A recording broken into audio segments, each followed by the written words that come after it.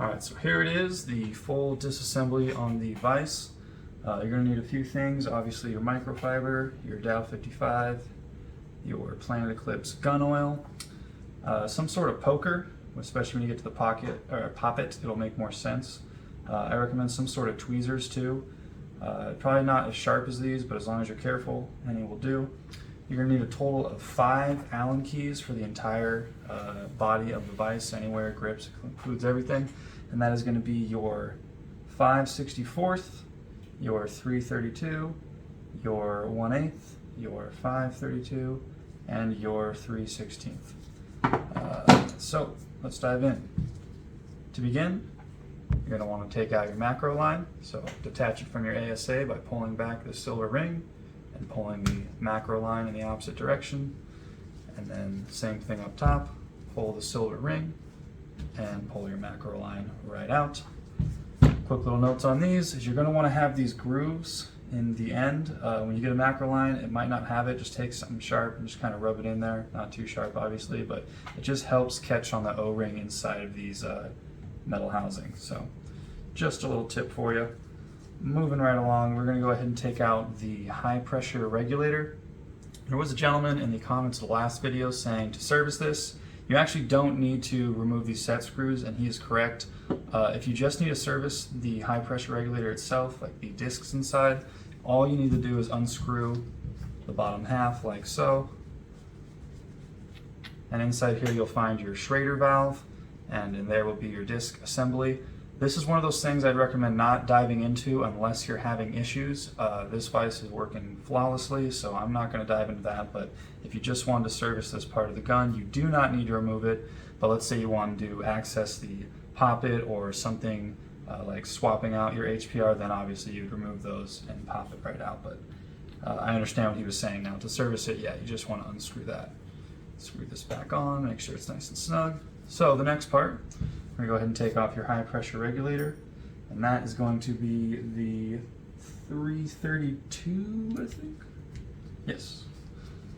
And you don't need to take these all the way out, just a few millimeters on each side, like so. Give you a little view, and you can see that, it's just about that much on either side. And then it should come on off. If it starts to that, it means you need to loosen it a little bit more. You don't just want to rip it off. It's a bad idea. It feels like it's catching on this side. So I'm going to flip it over here, get that Allen key back out. A little bit more. Oh, took the whole thing off. Don't want to do that. I'm going to screw this back in just a smidge. Must mean it's the other side. Screw this guy out just a little bit more, and it should slide right off just like that. So put this Allen key off to the side for now. HPR right there. We'll go ahead and take out the easy stuff next. The bolt, just pop it back, pop your bolt pin up, should slide right out. Put that down right there. Then we'll go ahead and take, I think, let's see. Nope, I was wrong.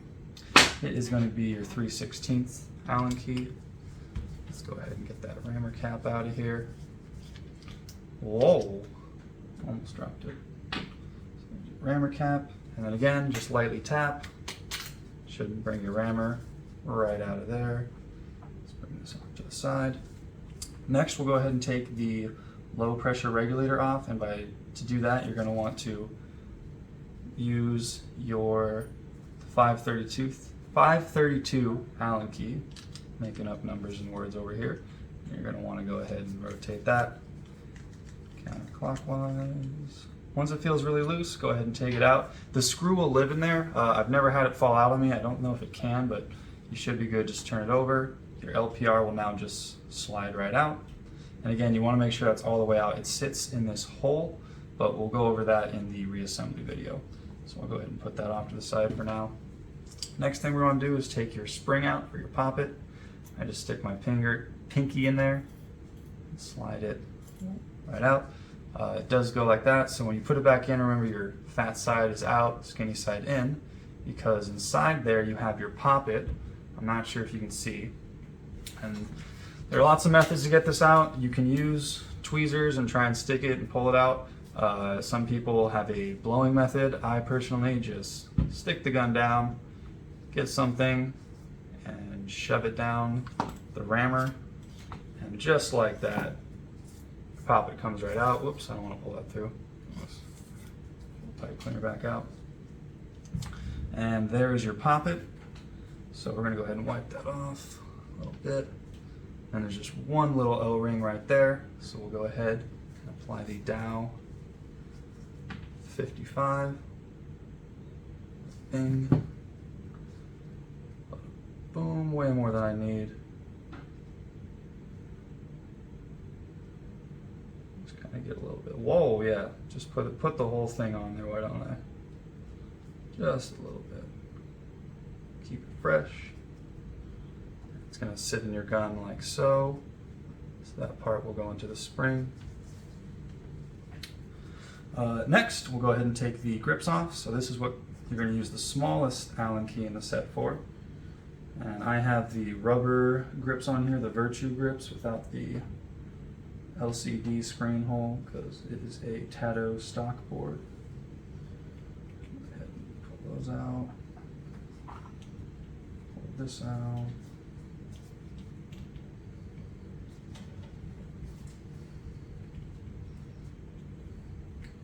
Make sure you don't flip the gun over with these screws in it because you may lose them. Flip it over on the other side.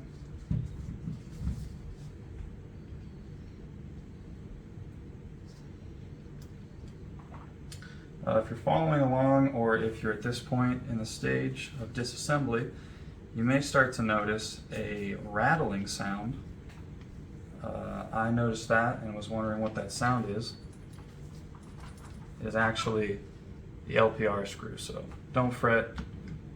It freaked me out the first time I was disassembling it. I thought I like loosened my solenoid or something and was having a heart attack, but it was just because the screw had nothing to seat into. Oops, it didn't want to come out. Let's go ahead and slide my grip off here. Bing. And then here we have the battery. Oops. Pop that up. If it's this way, you're going to have your positive on your left terminal, negative on your right.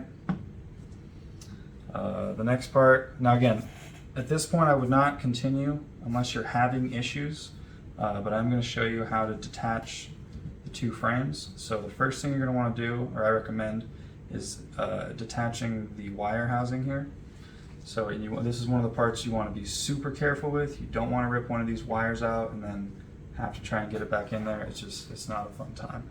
So what I recommend is going to the side that has no guard on it, trying to get a fingernail in there or something.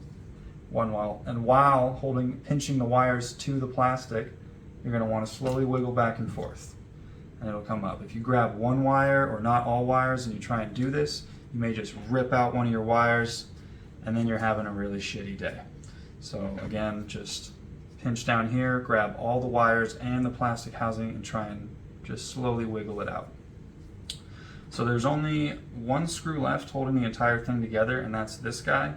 So that is going to be, if I remember correctly, which I probably don't, I didn't. It's going to be this one, which is your 532. And you're going to go ahead, oops, if I need more leverage than that. Stick it in there.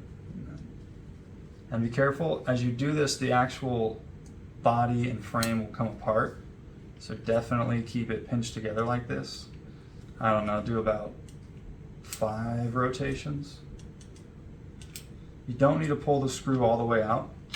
Just need to get it to a point, I'll do a little bit more, where you can slide the two pieces apart. And again, this is why we took the wiring housing out, because if you're not careful, you might just drop the whole lower half of the vise, and then you might clip or cut one of these wires. And again, that is just something you don't want to have to deal with, is the electronics on these guns. It's just nowhere near as simple. So I'm going to try. And you're kind of pulling this guy forward as you're pushing and wiggling this guy back. I may actually just go back on my word and take out the whole screw. See if that doesn't do the trick.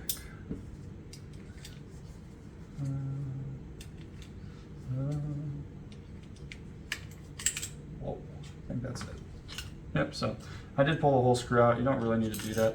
Oh, and something else to note. Just don't want to lose that. So make sure that's the screw that keeps them together. I didn't totally remove the LPR screw earlier. That's why it didn't make too much of a wiggling sound. So I'm going to want to pinch that together. Oops, it's not the next size down. Pinch it together and make sure it comes completely out. That should be it. It was just barely holding on. And I'm not going to pull this completely apart just because there really is no easy way to feed this back through here once you detach it. It's just a matter of patience and whittling back and forth and cursing to God himself. So just go over the insides quick. You have your solenoid here. You have your two hoses right here leading into your barbs. These are your wires that all feed down into your harness, or into the board, excuse me.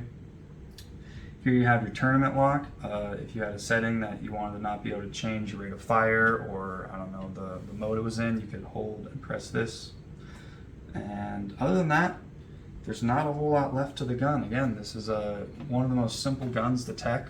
Highly recommend it to anyone, and with this video, hopefully anyone who knows nothing about paintball can take one of these apart and in the next video put it back together. So that's it for this one. I'll see you when we reassemble this.